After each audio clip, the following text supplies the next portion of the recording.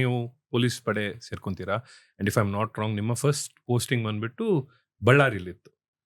And ನೀವು ಸೇರ್ಕೊಂಡಿದ್ದ ಟೈಮಲ್ಲಿ if I am not wrong, ಅವಾಗ ತುಂಬಾ ವಿಷಯಗಳು ನಡೀತಾ ಇತ್ತು ಬಳ್ಳಾರಿಯಲ್ಲಿ ಎಸ್ಪೆಷಲಿ. ಎಲ್ರಿಗೂ ಫಸ್ಟ್ ಡೇ ಅಟ್ ವರ್ಕ್ ಜ್ಞಾಪಕ ಇರುತ್ತೆ ಸರ್. ನನಗೆ ಕಾರ್ಪೊರೇಟ್ ಅಲ್ಲಿ ಫಸ್ಟ್ ಡೇ ಸೇರ್ಕೊಂಡಾಗ ಬಿಕಾಸ್ ಆಫ್ HR ಮಿಸ್ಕಮ್ಯುನಿಕೇಶನ್ ಬೆಳಗ್ಗೆ ಹೋಗ್ಬೇಕಾದ ಒಂದು ಮಧ್ಯಾಹ್ನ ರೀಚ್ ಆದೆ ಆಫೀಸ್ಗೆ. ಬಟ್ ನಿಮ್ಮ ಫಸ್ಟ್ ಡೇ ಅಟ್ ವರ್ಕ್ ಹೇಗಿತ್ತು? ಏನ್ ಜ್ಞಾಪಕ ಇದೆ ಸರ್ ನಿಮಗೆ? ನಂದು IPS ಆಗಲಿಕ್ಕಿಂತ ಮುಂಚೆ KPSCಯಲ್ಲಿ KS ಆಗಿತ್ತು. ಓಕೆ. ಆಗ ಬೆಂಗಳೂರಲ್ಲಿ ರಿಪೋರ್ಟ್ ಮಾಡಿದ್ವಿ. ಬೆಂಗಳೂರಲ್ಲಿ ರಿಪೋರ್ಟ್ ಮಾಡಿದಾಗ MS ಬಿಲ್ಡಿಂಗ್ ಅಂತಿದೆ. ಓಕೆ. MS ಬಿಲ್ಡಿಂಗ್ ಅಂದರೆ ವಿಧಾನಸೌಧ ಹಿಂದ್ಗಡೆ ಏನು ನಮ್ಮ ಅಧಿಕಾರಿಗಳು ಹೆಚ್ಚೆಚ್ಚು ಕೂತ್ಕೊಳ್ಳೋಂಥ ಜಾಗ ಇದೆ ಅದು. ಓಕೆ. ಸೊ ಅಲ್ಲಿ ಆರ್ಡರ್ಸ್ ತೊಗೊಳೋದು, ಆಫೀಸರ್ಸ್ ಭೇಟಿ ಮಾಡೋದು ಇದೇ ಇತ್ತು. ಅಂತ ಏನು ವಿಶೇಷವಾದ ನೆನಪುಗಳು ಅಲ್ಲಿ ಮೆಮೊರಬಲ್ ಇಲ್ಲ. ಬಟ್ ಏನಂದರೆ ನಾನು ಆ ಬ್ಯಾಚಲ್ಲಿ ಸೆಲೆಕ್ಷನ್ ಆಗಿದ್ದ KS ಆಫೀಸರ್ಸಲ್ಲಿ ತುಂಬ ಯಂಗ್ ಇದ್ದೆ. ನಾನಿನ್ನು ಜಸ್ಟ್ ಪೋಸ್ಟ್ ಗ್ರ್ಯಾಜುಯೇಷನ್ ಕೂಡ ಕಂಪ್ಲೀಟ್ ಮಾಡಿರಲಿಲ್ಲ. ಸೊ ಆಗ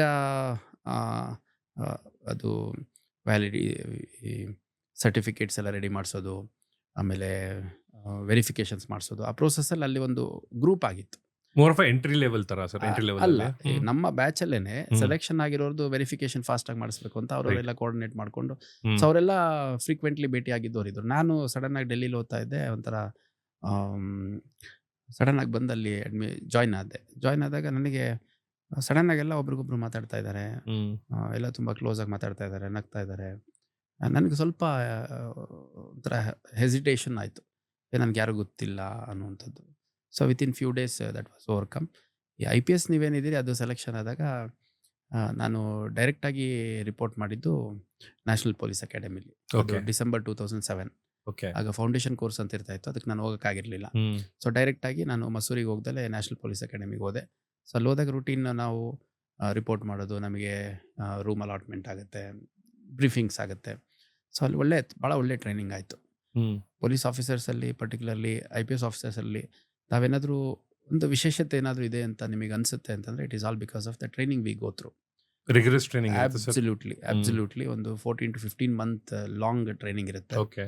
ಆ ಟ್ರೈನಿಂಗಲ್ಲಿ ಲಿಟ್ರಲಿ ಔಟ್ಡೋರ್, ಇಂಡೋರು, ಮತ್ತು ನಾಲೆಡ್ಜ್ ಆಫ್ ಲಾ, ಮತ್ತು weapon handling, drill, you name anything, it was everything is covered. Absolutely.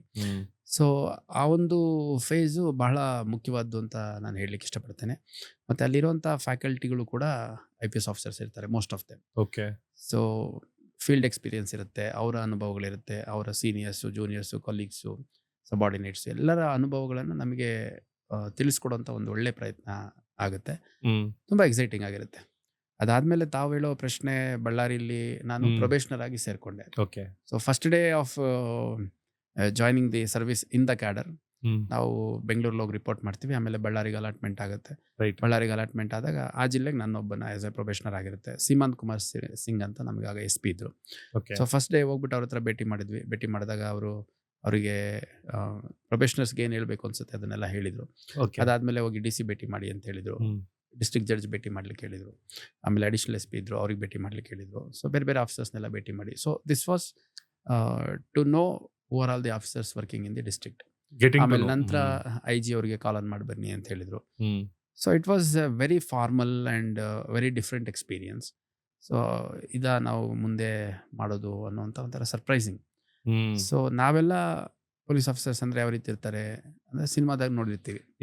ಸಿನಿಮಾದಲ್ಲಿ ನೋಡಿರೋದು ವಿಷ್ಣುವರ್ಧನ್ ಇರ್ಬೋದು, ರಾಜ್ಕುಮಾರ್ ಇರ್ಬೋದು, ಅಥವಾ ಪ್ರಭಾಕರ್ ಇರ್ಬೋದು, ಶಂಕರ್ನಾಗ್ ಇರ್ಬೋದು, ಈ ಥರ ಒಂಥರ ಕ್ರೇಜಿ ಥಿಂಗ್ಸ್ ಎಲ್ಲ ನೋಡಿರ್ತೀವಿ ಜಾಸ್ತಿ. ಅಥವಾ ತುಂಬ ಒಂಥರ